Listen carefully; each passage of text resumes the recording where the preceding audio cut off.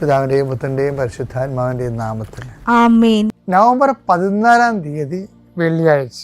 അമ്മേ പരിശുദ്ധ അമ്മേ, അമ്മേ പരിശുദ്ധ ദൈവമാതാവേ, കൃപാസനത്തിലൂടെ ഞങ്ങൾക്കും ഞങ്ങളുടെ ദേശത്തിനും അമ്മ മധ്യസ്ഥം തേടി തന്ന എല്ലാ അനുഗ്രഹങ്ങൾക്കും കൃപകൾക്കും ഞങ്ങളിപ്പോൾ ഹൃദയം നിറഞ്ഞ നന്ദി പറയുന്നു.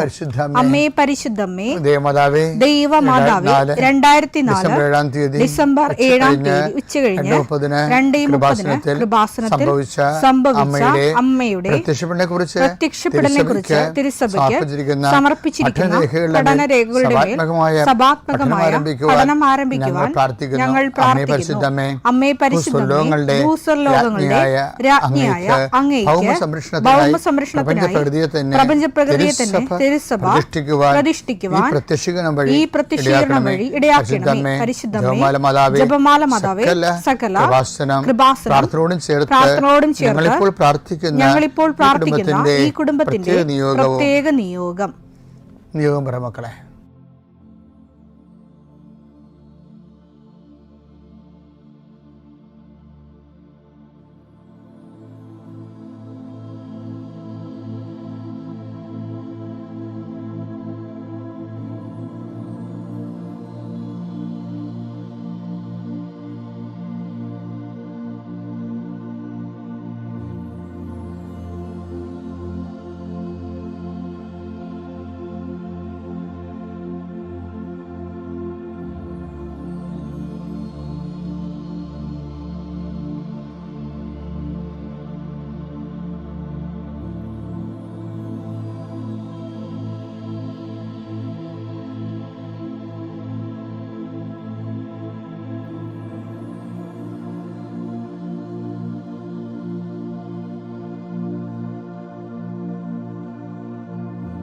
അമ്മയുടെ പ്രത്യക്ഷീകരണത്തിന്റെ ഈ അനുഗ്രഹവേളയിൽ ഞങ്ങൾക്ക് സാധിച്ചു തരുവാൻ കനിയണമേ. ആമേൻ. വിശ്വാസ പ്രമാണം.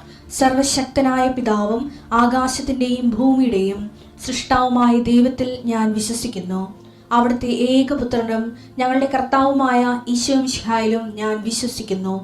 ഈ പുത്രൻ പരിശുദ്ധാത്മാവിനാൽ ഗർഭസ്ഥനായി കന്യകാമറിയത്തിൽ നിന്ന് പിറന്ന് പൊന്തിയോസ് പീലാത്തോസിന്റെ കാലത്ത് പീഡകൾ സഹിച്ച് കുരിശിൽ തറയ്ക്കപ്പെട്ട് മരിച്ച് അടക്കപ്പെട്ട് പാതാളങ്ങളിൽ ഇറങ്ങി മരിച്ചവരുടെ ഇടയിൽ നിന്ന് 3-ാം നാൾ ഉയർത്ത് സ്വർഗത്തിലേക്ക് എഴുന്നള്ളി സർവശക്തിയുള്ള പിതാവായ ദൈവത്തിന്റെ വലതുഭാഗത്തിരിക്കുന്നു.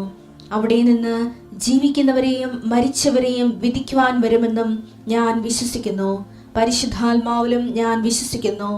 വിശുദ്ധ കത്തോലിക്കാ സഭയിലും പുണ്യവാന്മാരുടെ ഐക്യത്തിലും പാപങ്ങളുടെ മോചനത്തിലും ശരീരത്തിന്റെ ഉയർപ്പിലും നിത്യമായ ജീവിതത്തിലും ഞാൻ വിശ്വസിക്കുന്നു. ആമേൻ. സുഖസ്ഥനായ ഞങ്ങളുടെ പിതാവേ, അങ്ങയുടെ നാമം പൂജിതമാകണമേ. അങ്ങയുടെ രാജ്യം വരണമേ. അങ്ങയുടെ തിരുമനസ് സ്വർഗത്തിലെ പോലെ ഭൂമിയിലും ആകണമേ. അന്നു വേണ്ടുന്ന ആഹാരം ഇന്ന് ഞങ്ങൾക്ക് തരണമേ. ഞങ്ങളോട് തെറ്റ് ചെയ്യുന്നവരോട് ഞങ്ങൾ ക്ഷമിക്കുന്നത് പോലെ ഞങ്ങളുടെ തെറ്റുകൾ ഞങ്ങളോടും ക്ഷമിക്കണമേ. ഞങ്ങളെ പ്രലോഭനത്തിൽ ഉൾപ്പെടുത്തരുതേ, തിന്മയിൽ ഞങ്ങൾ രക്ഷിക്കണമേ. ആമേൻ. നന്മ നിറഞ്ഞ മറിയമേ, സ്വസ്തി. കർത്താവ് അങ്ങയുടെ കൂടെ സ്ത്രീകളിൽ അങ്ങ് അനുഗ്രഹിക്കപ്പെട്ടവളാകുന്നു. അങ്ങയുടെ ഉദരത്തിൻ ഫലമായി ഈശോ അനുഗ്രഹിക്കപ്പെട്ടവനാകുന്നു. പരിശുദ്ധ മറിയമേ, തമ്പുരാന്റെ അമ്മേ, പാപികളായ ഞങ്ങൾക്ക് വേണ്ടി ഇപ്പോഴും ഞങ്ങളുടെ മരണസമയത്തും തമ്പുരാനോട് അപേക്ഷിക്കണമേ. ആമേൻ. കർത്താവേ, നിന്റെ ഉന്നതമായ നാമത്തിന് സ്തോത്രം ചെയ്യുന്നു. കർത്താവേ, നിന്റെ വിശുദ്ധ പൗരോഹിത്യത്തെ മഹത്വപ്പെടുത്തണമേ. കർത്താവേ, സഭയിലുള്ള സാന്നിധ്യം പ്രകടമാക്കണമേ. 39 വർഷം ഞാൻ അർപ്പിച്ച കൃപാന്റെ യുഗതിയാൽ കൃപാസ്ഥാനത്താരെ ജീവനോടെ പ്രത്യക്ഷപ്പെട്ട പരിശുദ്ധ അമ്മയുടെ മാധ്യസ്ഥത്താൽ പിതാവിൻ്റെയും പുത്രൻ്റെയും പരിശുദ്ധാത്മാവിൻ്റെ നാമത്തിൽ ഞാൻ നിങ്ങളെ ആശീർവദിക്കുന്നു. കർത്താവേ, അങ്ങയുടെ മക്കളെ ഇന്ന് സഞ്ചരിക്കുന്ന ഓരോ വഴികളെയും നീ ആശീർവദിക്കണമേ. കർത്താവേ, അങ്ങയുടെ മക്കള് ഇന്ന് കണ്ടുമുട്ടുന്ന ഓരോ വ്യക്തികളിലും കർത്താവിൻ്റെ ശക്തി നിറയട്ടെ. കർത്താവേ, അങ്ങയുടെ മക്കള് ഇന്ന് യാത്ര തിരിക്കുന്ന ലക്ഷ്യം വെക്കുന്ന ഓരോ ലക്ഷ്യങ്ങളും കർത്താവിൻ്റെ നാമത്തിൽ സാധിക്കുകയും അനുഗ്രഹം പ്രാപിക്കുകയും ചെയ്യട്ടെ. ഇന്നത്തെ എല്ലാ ഉത്തരവാദിത്തങ്ങളും നിറവേറ്റിക്കൊണ്ട് നിങ്ങൾ രാത്രി തിരിച്ചു വരുമ്പോഴേ സമാധാനം നിങ്ങളുടെ ഹൃദയത്തിൽ ഉണ്ടാകാൻ ഇടയാക്കട്ടെ എന്ന് പ്രാർത്ഥിക്കുന്നു. നിത്യം പിതാവും പുത്രനും പരിശുദ്ധാത്മാവിനെ നയിക്കുവാമേ. നമ്മൾ പറഞ്ഞത് എന്താണെന്നറിയാവോ? അതായത് ഇപ്പം നമ്മൾ എഞ്ചിനൊക്കെ നോക്കിക്കഴിഞ്ഞാൽ ഇന്നലെ കണ്ടത് എന്താണ്? ഇന്നലെ കണ്ടത് ഔട്ട്ലെറ്റിനെ കുറിച്ചാണ് പറഞ്ഞത് അല്ലേ? വേസ്റ്റ് വാട്ടർ എഴുതി ഒഴുകിപ്പോകാനുള്ള ഒരു എഞ്ചിൻ ഉണ്ടെങ്കിൽ, ഒരു കിച്ചൺ ഉണ്ടെങ്കിൽ ഒക്കെ ഒരു ഔട്ട്ലെറ്റ് ഉണ്ടാകും. അതുപോലെ തന്നെയാണ് ഒരു എഞ്ചിൻ ഉണ്ടെങ്കിൽ ഈ പുക പോകാൻ വേണ്ടിയുള്ള വേറെ ഒരു എന്താണ് എക്സോസ്റ്റ് പൈപ്പൊക്കെ പോലുള്ള സംഭവമില്ലേ? അതെന്തിനുള്ളതാണ്? ഈ എഞ്ചിൻ ഹീറ്റ് പുറപ്പെടുവിക്കുമ്പോൾ ഓവർ ഹീറ്റായിട്ട് വരുന്നത് തണുക്കാൻ വേണ്ടി, ഹീറ്റ് തള്ളിക്കളയാൻ വേണ്ടിയാണ് എക്സോസ്റ്റ് പൈപ്പ് ഉള്ളത്. ആ എക്സോസ്റ്റ് പൈപ്പ് വേറൊരു സംഭവമാണ്, വേസ്റ്റ് വാട്ടർ മാനേജ്മെൻ്റ് ഉള്ള ഒരു സംഭവമാണ്. എക്സോസ്റ്റ് പൈപ്പ് ഉണ്ടാകും ഓവർ ഗ്യാസ്, ഓവർ ഹീറ്റ് പോകാൻ വേണ്ടി. അതുപോലെ ആധ്യാത്മിക ജീവിതത്തിലും ജീവിച്ചു വരുമ്പോൾ ഒരു എക്സോസ്റ്റ് പൈപ്പ് ഉണ്ട് ഓവർ ഹീറ്റ് തള്ളിക്കളയാൻ വേണ്ടി. എന്താണെന്നറിയാവോ? ലൂക്കാ 16:9 ഞാൻ നിങ്ങളോട് പറയുന്നു അധാർമിക സമ്പത്ത് കൊണ്ട് നിങ്ങൾക്കായി സ്നേഹിതരെ സമ്പാദിച്ചു കൊള്ളുവിൻ. അത് നിങ്ങളെ കൈവെടിയുമ്പോൾ അവർ നിങ്ങളെ നിത്യ കൂടാരങ്ങളിൽ സ്വീകരിക്കും. അധാർമിക സമ്പത്തിന്റെ കുഴപ്പം നമ്മളെ റിജക്ട് ചെയ്യാൻ അവസരം. റിജക്ട് ചെയ്യാതിരിക്കാൻ വേണ്ടി ഒരു എക്സോസ്റ്റ് പൈപ്പ് വെച്ചിരിക്കുകയാണ്. എന്താണ്?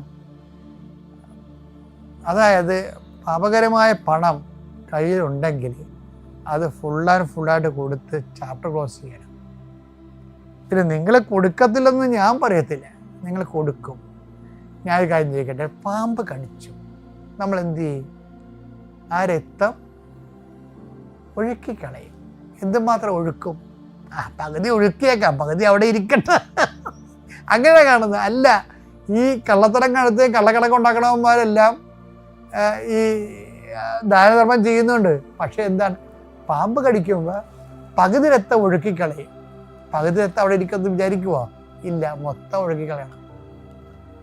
ധാർമ്മിക സമ്പത്ത് ഉണ്ടെങ്കിൽ നിങ്ങൾ അതിൻ്റെ അകത്ത് ഒരു അംശം ആൾക്കാർക്ക് കൊടുക്കും. പെണ്ണ് കെട്ടി ആൾക്കാരെ കല്യാണം കഴിപ്പിക്കാൻ, വീട് വെക്കാനൊക്കെ കൊടുക്കും. പക്ഷെ പകുതി നിങ്ങളുടെ കയ്യിൽ ഇരിപ്പുണ്ടല്ലോ. അപ്പം കൈ ഇവിടുന്ന് രാശി പറയണ മുമ്പ് ഈ ചാപ്റ്റർ ക്ലോസ് ചെയ്യേണ്ടി വരും. ധാർമ്മിക സമ്പത്തിൻ്റെ കാര്യത്തിൽ ഇത് ഒരു ഔട്ട്ലെറ്റാണ്, എക്സോസ്റ്റ് പൈപ്പാണ്. എഞ്ചിന് ഓവർ ഹീറ്റ് തള്ളിക്കളയാൻ വേണ്ടി വെച്ചിരിക്കുന്നതാണ്. കർത്താവ് തന്നിരിക്കുന്ന ഒരു പ്രൊവിഷൻ, ഈശോ ഉണ്ടാക്കിയൊരു പ്രൊവിഷൻ. അനുതാപം പോലെ, വേസ്റ്റ് വാട്ടറിന് അനുതാപം പോലെ വേസ്റ്റ് ഹീറ്റ് പോകുന്നതിന് വേണ്ടിയാണ് എക്സോസ്റ്റ് പൈപ്പ് വെച്ചിരിക്കുന്നത്.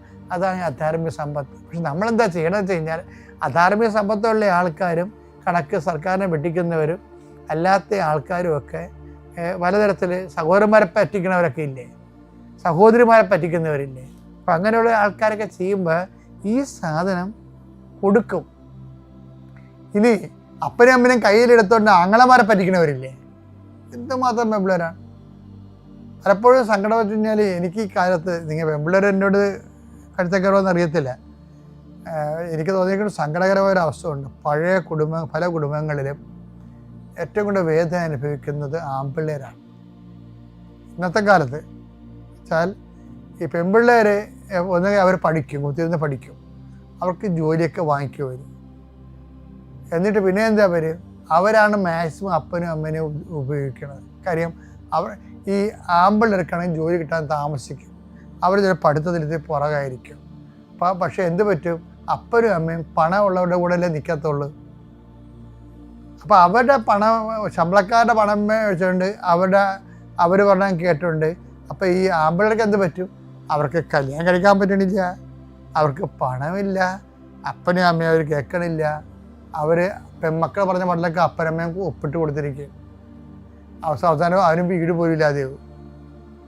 ഇങ്ങനെയൊക്കെ ഉണ്ടാകുന്ന അനീതികൾ ഒത്തിരി ഉണ്ട്. അധാർമികമായ സമ്പത്ത് എന്ന് പറയുന്നത് ഇതാണ്. അധാർമികമായ സമ്പത്ത് ആടകൻ കയ്യിലുണ്ടെങ്കിൽ എനിക്ക് തോന്നണത് ഫസ്റ്റ് ചെയ്യാവുന്നത്, നിങ്ങൾ സ്നേഹിതന്മാരെ സമ്പാദിക്കുന്ന മുമ്പ് ആദ്യം നിങ്ങൾ ആരുടെ കയ്യിൽ നിന്നാണ് ആ പണം, ആർക്കാണ് നിങ്ങളിങ്ങനെ തരികട കാണിച്ചപ്പോൾ നഷ്ടപ്പെട്ടത്, അവർക്ക് തന്നെ തിരിച്ചു കൊടുക്കുന്നതായിരിക്കും നല്ലത്. അതും പറ്റിയില്ലെങ്കിൽ മാത്രമേ സ്നേഹിതന്മാർക്ക് കൊടുക്കാൻ പറ്റത്തുള്ളൂ. അങ്ങനെ രഹസ്യമായി കൊടുത്ത ഈശോ പറഞ്ഞിട്ടുണ്ട്. പക്ഷേ അത് തന്നെ അണ്ടർസ്റ്റുഡാണ്.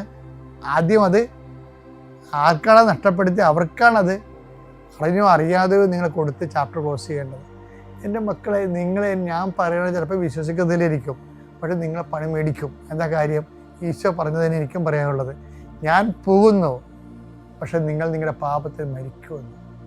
അതുപോലെ ഞാൻ അമ്മയെ നേരെ കണ്ടത് കൊണ്ടാണ് സ്വർഗം എന്താണെന്നതിനെ കുറിച്ച് എനിക്ക് വ്യക്തതയുള്ളതുകൊണ്ടാണ് ഞാൻ നിങ്ങളോട് കർക്കശമായിട്ട് സംസാരിക്കുന്നത്.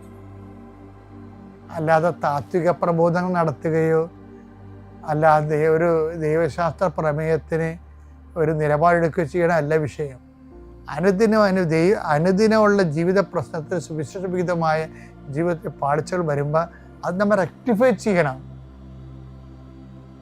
അല്ലാതെ നമ്മൾ ഒരു കാരണവശാലും ഒരു മനുഷ്യനെ സോപ്പിട്ടിട്ടാ അവരെന്ത് വിചാരിക്കും ഇവരെന്ത് വിചാരിക്കും എന്നൊക്കെ പറഞ്ഞുകൊണ്ട് ഇന്നത്തെ കാലത്ത് പറ്റുന്ന രീതിയിൽ മനുഷ്യനെ സുഖിപ്പിക്കാൻ വേണ്ടി മാത്രം ആൾക്കാർ രക്ഷപ്പെടുത്താൻ വേണ്ടി ബൈബിള് വ്യാഖ്യാനിക്കേണ്ട കാര്യമൊന്നുമില്ല. ചില അണ്ണന്മാർ രക്ഷപ്പെടാതിരിക്കുന്ന കാരണം അവന്മാരുടെ കയ്യിരിപ്പ് അവളുമാരുടെ കയ്യിരിപ്പ് കൊണ്ട് തന്നെയാണ്. അവർ ദൈവത്തെ മാറ്റി നിർത്തി അവരുടേതായിട്ടുള്ള സുഖങ്ങൾക്ക് പോയിട്ട് പിന്നെ അതെല്ലാം കഴിഞ്ഞ് അതിൻ്റെ നിന്ന് പണിയും മേടിച്ച് വരുമ്പോഴാണ് മോങ്ങിക്കൊണ്ട് വരണത്. ചിലപ്പോൾ റിജക്റ്റായി പോകും, പറഞ്ഞിട്ട് കാര്യമൊന്നുമില്ല.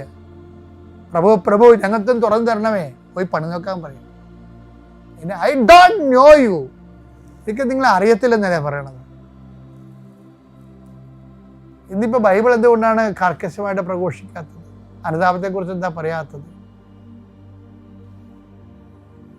ഞാനിതേക്കുറിച്ച് പറയുമ്പോൾ ചിലപ്പോൾ നിങ്ങൾ എന്നെ തെറ്റിദ്ധരിക്കും. എനിക്ക് ഭയങ്കരമായ ഒരു പ്രാർത്ഥന ആവശ്യമുള്ളൊരു മേഖലയാണിത്. അതായത് ആത്മീയ വിഷയം കൈകാര്യം ചെയ്യുന്ന എല്ലാവർക്കും കൃത്യമായ ദിശാബോധങ്ങൾ ഉണ്ടാകാനും ക്രിസ്തു എന്ന് പറഞ്ഞ ആളിൻ്റെ രക്തത്തിൻ്റെ വിലക്ക് പ്രതികാരം ചെയ്യാനുള്ള ഒരു ഒരു പ്രതിബദ്ധത നമുക്ക് വേണ്ടാണ്. സഭയുടെ പേരിൽ വരുന്നുണ്ടെങ്കിൽ ആത്മരക്ഷയായിരിക്കണം ആദ്യത്തെ സംഭവം. ആത്മരക്ഷയ്ക്ക് കുറഞ്ഞ വേറെ ഒരു കാര്യത്തിനും വലിയ പ്രാധാന്യമൊന്നുമില്ല. മത്തായി 7:22-23. അന്ന് പലരും എന്നോട് ചോദിക്കും, കർത്താവേ കർത്താവേ കർത്താവേ, ഞങ്ങൾ നിന്റെ നാമത്തിൽ പ്രവചിക്കുകയും നിന്റെ നാമത്തിൽ പിശാചുക്കളെ പുറത്താക്കുകയും നിന്റെ നാമത്തിൽ നിരവധി അത്ഭുതങ്ങൾ പ്രവർത്തിക്കുകയും ചെയ്തില്ലേ? അപ്പോൾ ഞാൻ അവരോട് പറയും, നിങ്ങളെ ഞാൻ ഒരിക്കലും അറിഞ്ഞിട്ടില്ല. അതെ, ഇതൊക്കെയാണ് അവസ്ഥ. നിങ്ങളെ ഞാൻ ഒരിക്കലും അറിഞ്ഞിട്ടില്ല. അനീതി പ്രവർത്തിക്കുന്നവരെന്ന് കൂടിയുണ്ട്. ഈ അനീതി പ്രവർത്തിക്കുന്നവരെന്ന് പറയാതിരിക്കാൻ വേണ്ടിയാണ് ഈ അധാർമിക സമ്പത്ത് നമ്മളെ കയ്യിൽ നിന്ന് കളയണത്.